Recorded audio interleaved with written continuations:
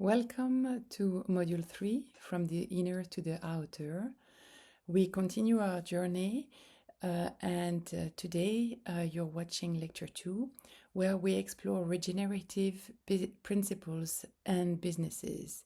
So we dive into the meaning of regenerativity, and we look at very inspiring business examples that really embody these principles. Welcome. I hope you will have fun and be inspired. So, as we have already explored before, everything in our life has an inner and outer dimension.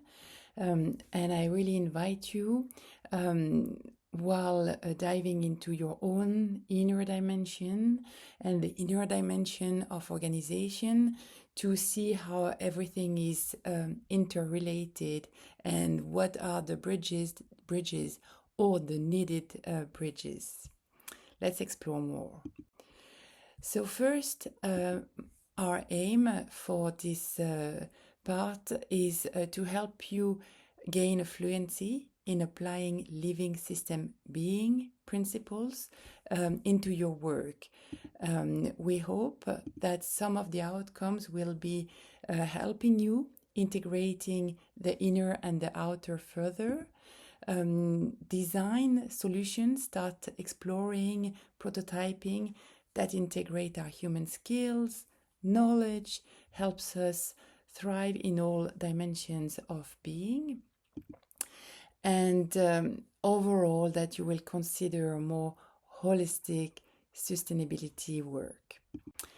Of course, this is anchored in the regenerative leadership DNA, and as you know, we are now in the living system being, spending time. Last time we spent time with you and each of us, and now we are really weaving this with organization examples. What can it mean to have a value of presence, coherence, authenticity for an organization? So the question is moving from how are you, how am I, to how are we? And this is the question that we bring to our organizations. How are we? And I invite you to let this question resonate with you now. How would it feel to ask your current organization and your colleagues at a meeting, how are we? But really, how are we doing? And you know, explore the level of happiness. I recently spoke to a few leaders, and we were discussing the fact that some people say, when you ask them, how are you on Friday at the organization, they say, oh, I'm fine, it's Friday. And then when you ask them, how are you on Monday, they say, well, you know, it's Monday. And not everybody feels that way. So then what's the difference? And what difference can we create to help this journey be inspiring inside organization? What difference can our leaders, an inspiring and purpose-driven vision and mission for an organization create, so that everybody actually will feel good and inspired and know why they are here today, and maybe not be looking forward to the weekend and feeling a bit sad or that they're back on Monday. Let's explore that. So, what qualities of being do we nurture inside organizations? This is the first trigger question for you. What qualities of being are nurtured inside the organization that you are looking at? Are they cultivating presence, being coherent, space for waiting, patience, giving space to explore and not rush to the next project? also space to relish into what we have accomplished. Is this organization cultivating a culture of abundance? Is there space for silence? And is everything flowing? And is this an organization where we co-create with all stakeholders? Of course, I invite you to further explore the inner development goals. There are so many, so much open source shared on their website that will help you also dig in further in these 5 dimensions of human development, and in particular if you want to focus on the being. So first, let's go back to this question. We've already started addressing this last time, but what does feeling stress do to our bodies? It's important to explore it because, as we said, we are currently evolving in a generation of workers, managers, leaders that are placed under great stress. And not necessarily just because maybe the organization has some stressful strategies, or some people can be stressful, but also because we've evolved in very rapidly technologically, and that we get information from everywhere. We are triggered the whole time. If you compare work 20 years ago to work situation right now, it has nothing to do. And you're bombarded with information on your watch, on your phone, on your iPad or laptop. You are bombarded with information the whole time. If you don't switch off technologically from information, it will come at night. It comes at it might buzz on your wrist. It never stops. And the boundaries between work and personal life have become unclear, for better or for worse. Meaning that when people are purpose driven, maybe they find that this is fine, but at the same time we also need space, we need silence, right? And we are currently not in a society that cultivates silence. Most of the participants here are from Scandinavia, where there is a culture of walking in forest, of walking in nature, but the reality is the majority of humans on Earth do not have that. So this is why we're paying particular attention to what does feeling stressed do to our body. It does a lot. It creates headaches, insomnia. It can weaken our immune system, risk of heart attack, increase pounding heart. I invite you to go more into detail, maybe feeling of heartburn for some of us, also fertility issues, stomachache, tense muscles, and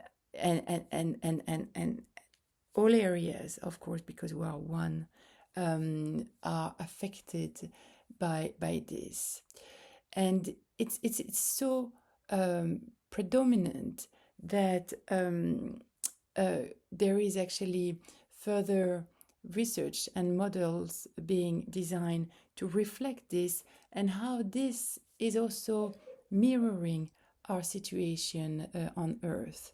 And you will understand what I mean. You're familiar by now with the planetary health boundaries, and where we have these 9 dimensions, and where we see how 6 of these 9 boundaries are in a high risk zone. Well,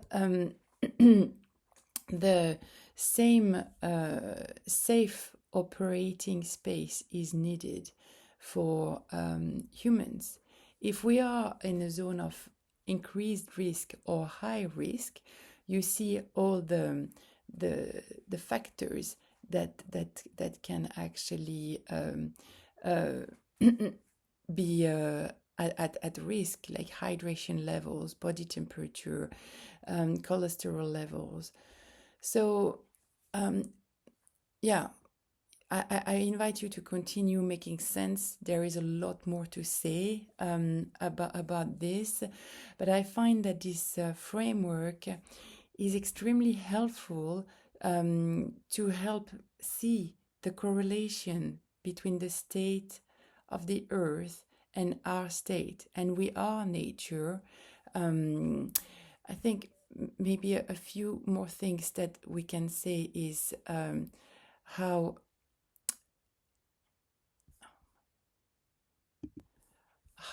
these two pictures are here to help us, the macro, the microcosm and the macrocosm, and the personal and the global and the health boundaries that relate to each. We're the same, we're just one. So let's explore further. Before diving into businesses, I want to invite you to define regenerative sustainability.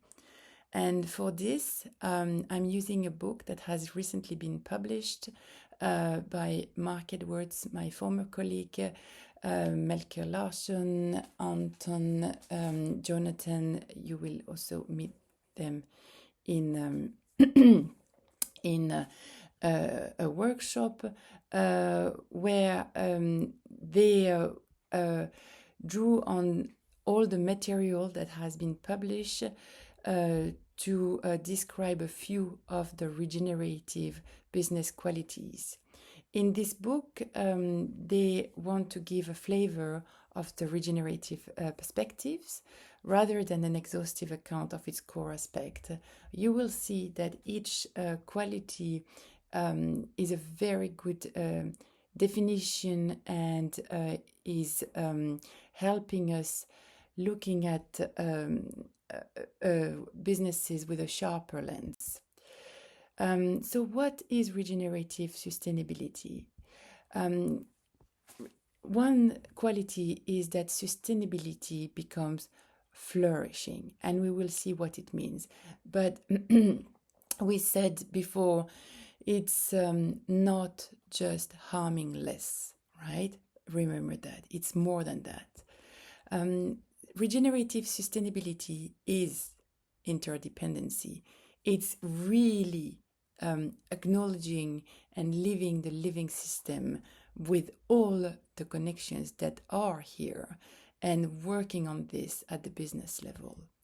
It's real value, and we will see what it means. It requires imagination, so you will see that the inspiring business cases that I present required and still do a lot of creativity, imagination. Empowerment, it's about empowerment, empowering all stakeholders. It's also technology and nature-based solutions, helping scaling up great ideas. And it's intergenerational, having a very long vision, much longer than what business conventionally do. So let's dive in. Sustainability as flourishing is regenerative businesses aim for flourishing forms of human, community, and natural life. Here we see that regenerativity goes beyond, but includes the goals of minimizing harm, survival, preservation, or restoration to aim for a net positive impact on natural and social systems. It results in sustainability as flourishing, which is an aspirational vision of planetary life where we see radiant health, flourishing relationships, prospering enterprises, humming communities, and a thriving natural environment. Here is an example of a company embracing flourishing regenerativity principle. Interface has made an amazing evolution. They started, as you know, from Ray Anderson, having this aha moment and realizing that his company is polluting, so harming the earth, to now being an example of regenerativity for the world. Let's have a look at their mission. At Interface, we're convinced a fundamental change needs to happen in our global response to climate change. We need to stop thinking about how to merely limit the damage caused by climate change and start thinking about how to create a climate fit for life. And their current vision, Climate Take Back, aims to reverse global warming and make their entire business carbon negative by 2040. So this involves not just reducing their own environmental footprint, but creating products and systems that have a net positive impact on the planet. As you can see here, they are committed to Life Zero, and they aim for zero negative impact, which is harming less. But they also tell us that they love carbon, so they stop seeing carbon as the enemy and they start using carbon as a resource. So sequestering carbon, using carbon, and they are leading the industrial revolution. They want to transform industry into a force for the future we want and support our biosphere ability to regulate the climate. So here really we see an example of flourishing sustainability, where not only we harm less, but we're working on having a flourishing impact. You can read more and look also at their report and the natural steps they're taking to mimic natural ecosystems in their manufacturing processes. Now we look at interdependency. In a regenerative understanding of sustainability, we see people and nature as mutually co-creative and interdependent, with humanity being an integral aspect of an interconnected web of life. We see people and how they impact on the biosphere, and also how humans are in turn shaped by those impacts. When people degrade nature, humans suffer. When humans respect the biosphere and use its benefits wisely, then humans flourish. So interdependency, as you understand, is about complexity system thinking, developing these capacities to recognize interdependency and responding appropriately. So what shape can it take? For example, Dr. Bronner, a soap manufacturing company, has been acting as a business as force for good and exploring how to improve their production. They use palm oil. They have been working on transforming the monocrop norm, and they are currently working really hard to educate all actors, working with Serendi Palm's professional staff to demonstrate the success of dynamic agroforestry on their own test farm plots, while educating local farmers about benefits of this system. So on the picture behind me, you can see bushes, small plants, higher trees, which is dynamic agroforestry. In 2016, Dr. Bronner was introduced to the concept of dynamic agroforestry, involving the planting of cocoa, oil palm, and other timber and fruit trees, and in collaboration with several experts, they started a program to support farmers. And now they're working with 600 organic smallholder farmers, and around 200 of them produce organic cocoa now. I really invite you to explore more. This is really a good illustrations of how several actors are currently working together to create a regenerative farming for Dr. Bronner's soap.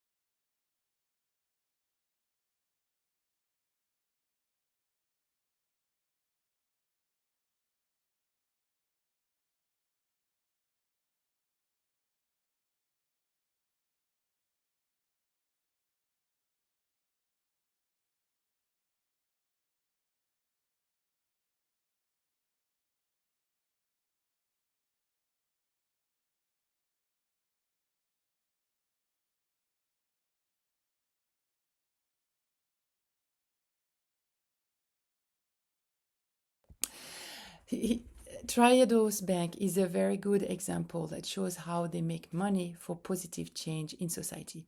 They're in business to help create a society that promotes the quality of life. You see here their vision is to make positive impact, and their mission is to work for positive change in society and a thriving planet with human dignity at its core. So Triodos Bank has 5 transition themes, and here you see their CEO reporting in 2023 that they've made good progress on their 5 transition themes, and you can see how this is contributing to real value: well-being transition, energy transition, food transition, resource transition, societal transition. So I invite you to read the report and look further at how they are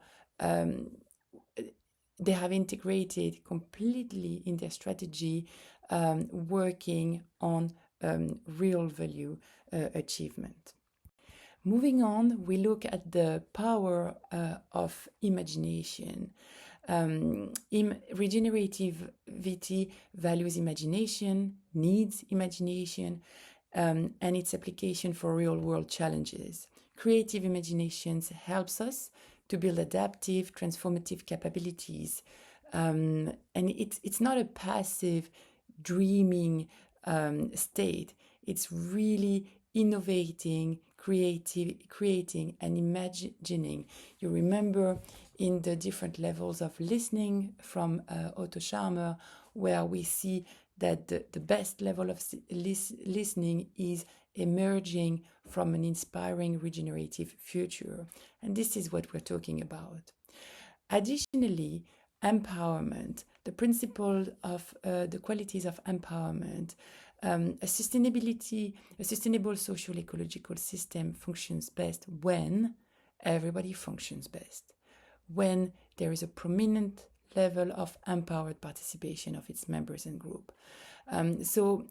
Here really we're paying particular attention at the capacity of all members, of all stakeholders, rights holders to voice their interests and concerns. In unsustainable organization, people are alienated. In sustainable organizations, voices are empowered, including the biosphere and all the beings' voice. So looking at these 2 qualities, I present a humanium metal developed by IM Swedish Development Partner. It's based on the fact that more than 2,000 people are injured by gunshots every single day.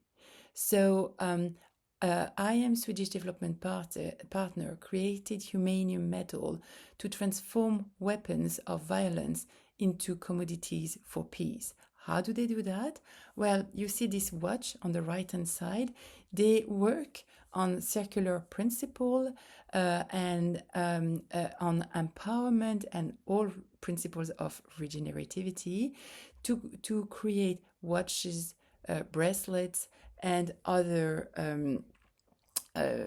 objects that people can buy and that are an example of transforming gunshots for commodities for peace. This is a quote from them. Their vision is to empower and support survivors of violence, to give them strength, knowledge, and confidence in themselves to stand up against violence. Youth reclaim public spaces as violent-free zones and mobilize their communities to unite against violence. So if we look at them further, we see that they're working with the victims of armed violence. They created gun destruction programs. They are working also with certifying humanian certifications, artists, brand designers, the product management, the local communities. It's a very interesting example, and you can read more in the book Regenerative Voices from Mark Edwards and other authors on both imagination, the level of imagination that it takes to move this from this idea of having gunshots to create products for peace. And empower all stakeholders. We're almost coming to the end, and I want to give you two more examples. One illustration of technology and nature-based solution. So how can we also scale up? Mainstream sustainability assumes technological solutions to be the avenue avenue for solving environmental crises.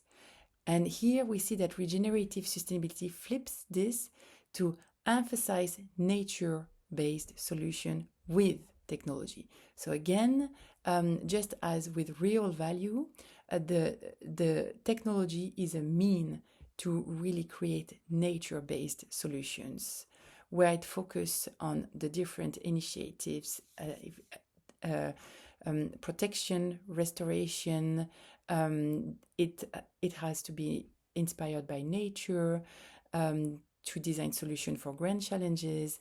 It meets social needs while building up on the resilience of ecological system and recognize the expertise of traditional and local communities and indigenous peoples. So let's look at an example. Here we are talking about 44.01. This organization based in Oman is eliminating CO2 with a safe, scalable, and permanent carbon removal. Mineralization is a natural process that has been happening for millennia, and 44.01 enhances and accelerates the process to remove CO2 at scale in less than 12 months. There are processes like oil and gas exploration,